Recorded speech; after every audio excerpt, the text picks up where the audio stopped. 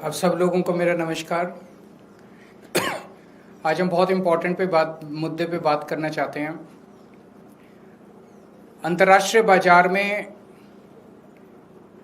कच्चे तेल की कीमत $115 पर बैरल से $70 पर बैरल आ गई है। फरवरी, मार्च, अप्रैल, मई कुछ हद तक इसमें $115 पर बैरल थी और अब मार्केट में, अंतर्राष्ट्रीय मार्केट में $70 पर बैरल है।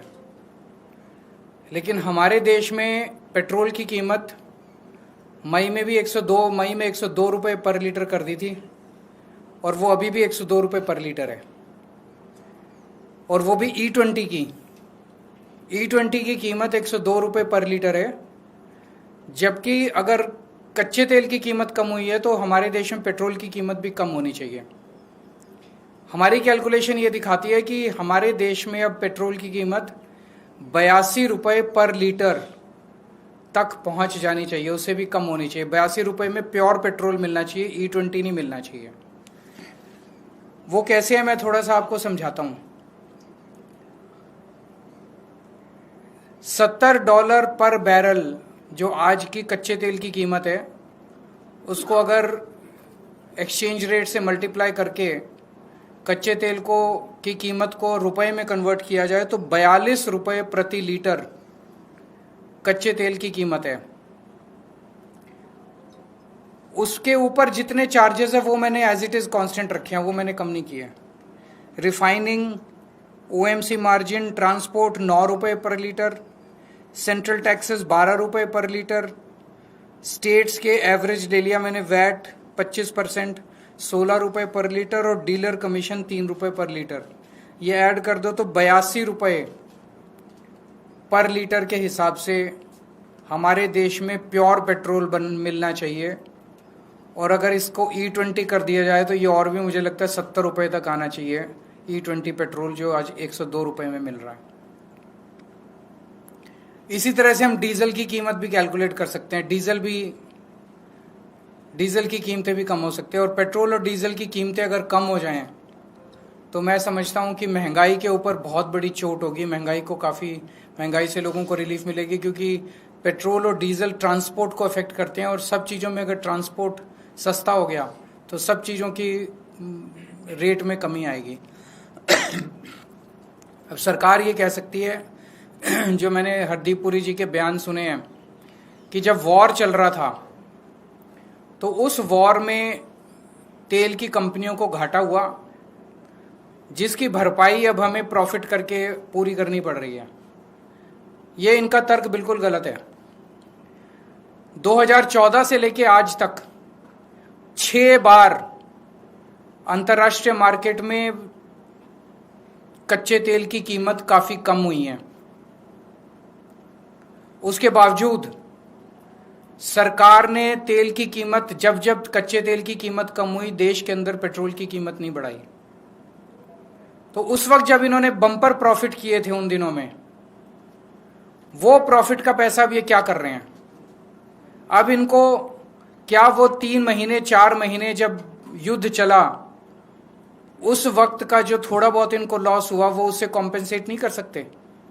पिछले साल ही बताया जा रहा है कि 77,000 करोड़ रुपए का तेल कंपनियों को प्रॉफिट हुआ है, बम्पर प्रॉफिट हुआ है। पिछले 3-4 साल से बम्पर प्रॉफिट हो रहे हैं तेल कंपनियों को।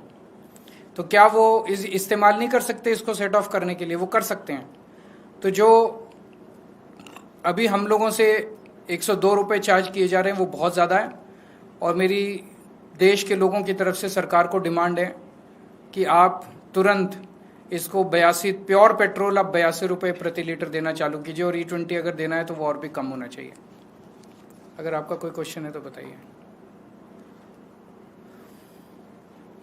Thank you. सर, जो लॉसेस की थ्योरी लगातार दी जा रही है, आप जिसके बारे में चर्चा भी कर रहे हैं, वो कह रहे हैं कि लगातार अप्स एंड डाउन्स होता है, तो उसकी वजह से मैनेज करना बहुत जरूरी है। और साथ ही साथ ATF के प्राइसेस भी इससे कनेक्टेड हैं, जो एविएशन टर्बाइन फ्यूल है। तो बहुत सारा मैट्रिक्स केंद्र सरकार अपने डिफेंस में रखती है इस मामले में। तो मैट्रिक्स समझा दे सरकार हमें। हम भी इस देश के 140 करोड़ लोग समझदार लोग हैं। सरकार समझती है कि कुछ भी बोल के हम लोगों को बेवकूफ़ बना देगी। सरकार समझाए तो सही। सिंपल सी बात है, 77,000 करोड़ रुपए का प्रॉफिट। मैं आपको बताता हूं इनको कितना कितना प्रॉफिट हुआ है।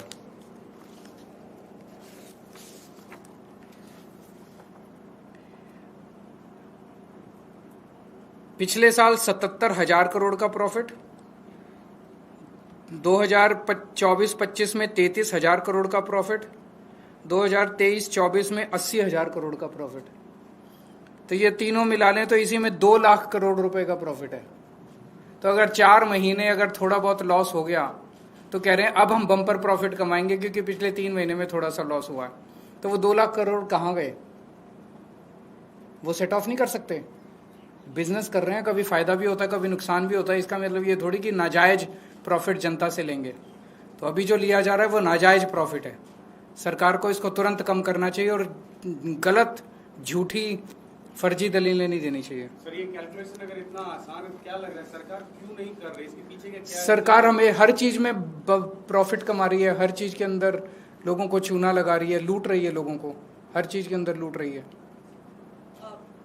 सर, क्या आप इस पूरे मामले को लेकर हरदीप को कोई लेटर लिखेंगे या कोई मांग करेंगे ऑफिशियल तौर पर? आज ये मेरी पहली प्रेस कॉन्फ्रेंस है, इस मुद्दे को उठाएंगे और इस मुद्दे को अच्छे से उठाएंगे। आने वाले समय में आगे क्या करेंगे बताएंगे आपको। मॉनसून भी दिल्ली में जगह जगह जलभराव इस वर्ष भी आपने देखे होंगे, उसको लेकर क्या करेंगे सरकार की तैयारी? मेरे को सबसे ज्यादा तो इनका मिंटो ब्रिज वाला मजाक। मिंटो ब्रिज को हमने आते ही पहले 2 साल के अंदर सॉल्व कर लिया था। मिंटो ब्रिज की उसको दिखा रहे हैं, बाकी पूरी दिल्ली का जल भराव इनको नहीं दिख रहा। पूरी दिल्ली डूबी हुई है, जगह जगह इतने ज्यादा पानी भर गया है, इतना ज्यादा कूड़ा है, इतनी सड़कें टूट गई है। 1 साल के अंदर इन्होंने दिल्ली का वो हाल कर दिया जो कभी लोगों ने इस तरह का दिल्ली का हाल देखा नहीं था। Thank you.